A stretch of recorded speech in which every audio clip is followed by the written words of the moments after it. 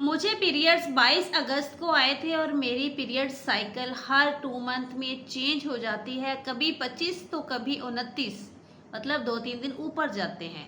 29, 25 के बाद 29 क्या साइकिल होता है, प्लीज रिप्लाई।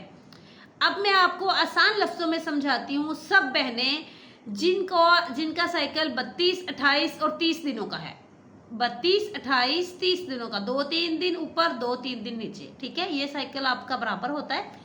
तो यहाँ पे आपने जिस डेट को आपको पीरियड्स आए उस डेट में आपने 12 जमा कर देने।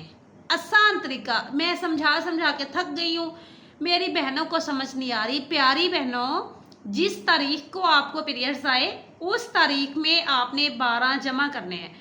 अब देखिए, मुझे 22 अगस्त को आए थे और मेरी पीरियड साइकिल, ठीक है, 22 अगस्त, 22 में आपने 12 जमा करने हैं।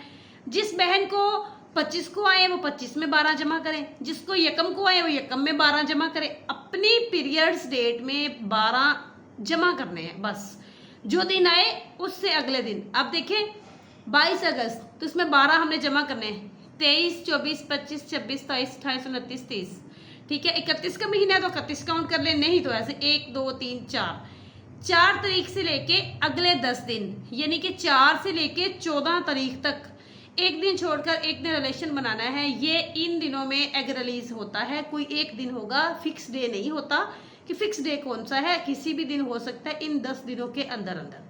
तो इंशाअल्लाह ताला आप जरूर कुदरती तौर पर कंसीव कर सकते हैं। Thank you.